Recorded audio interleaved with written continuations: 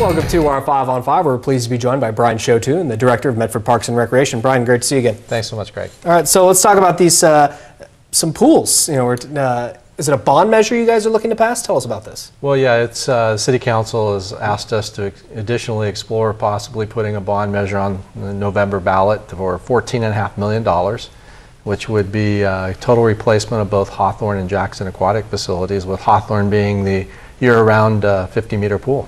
Wow, that would be fantastic. How long have you guys been working on this? Actually, Medford has been working on what to do with their pools for 32 years. I've been working on this for about 6 years, but really the focus has been over the last 2 or 3 years and finally getting to where it is today and what's being proposed. Yeah. So it's a pretty exciting time.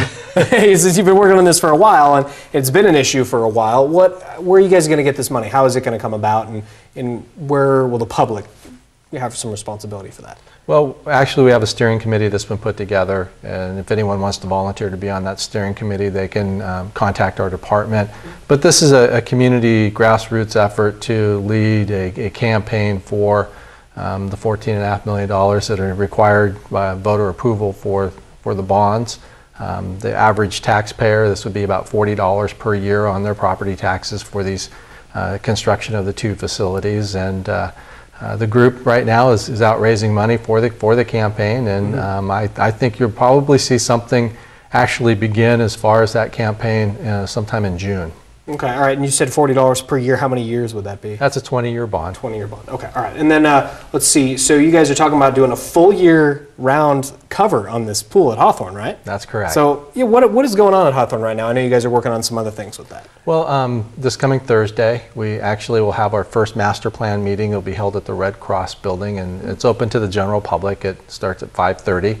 It's going to be a real fast track type of process to bring back to the Urban Renewal Board sometime later this summer to decide which, I guess, aspects or amenities to implement as far as the new master plan. And the aquatic facility is part of that discussion. There will be a placeholder left in that updated master plan for the construction of the new facility. Wow, very exciting time. All right, we're going to have much more with Brian in just a moment. Stay with us.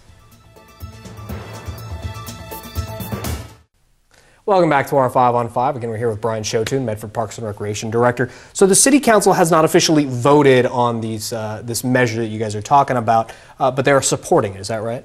That is the initial response from the council. Yes, they will not take formal action until the latter part of July. Okay, all right. And you've received a response from the public so far. What have you heard?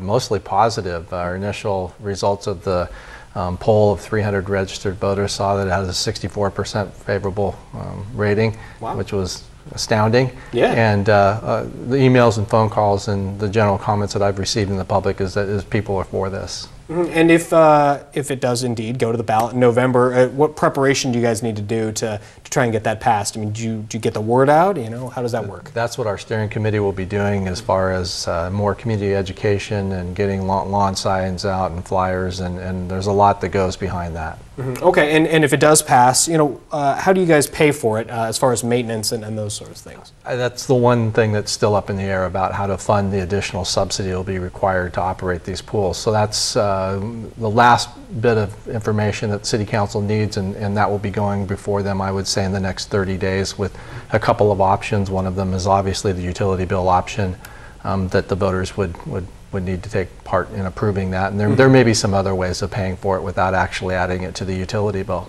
Is it too soon to ask for a ballpark on what kind of percentage we would see, or a number that we would see raised if it did go to the utility bill? Well, if it went to the utility bill, the cost for the maintenance and operations would be about 73 cents a month. Okay. So it's still extremely reasonable. The total package would be less than $50 a year. Okay, all right. And so you guys have talked about doing this before. You say you've been working on an aquatics proposal for 6 years. How is this different from the other kind of proposal you guys have looked at? Well, there's no water park component of this, which seemed to be the sticking point with a lot of folks. The folks really wanted to see the year-round indoor aquatic facility and then a smaller seasonal facility at Jackson. So, you know, we listened to the folks in the steering committees and focus groups that we've done and the general comments, and so we went ahead and made the changes. Okay, and so I'm assuming that if this does indeed go through, the water park that we talked about being at, was it Highland and Barnett, what is now the dog park, what is to make of that area?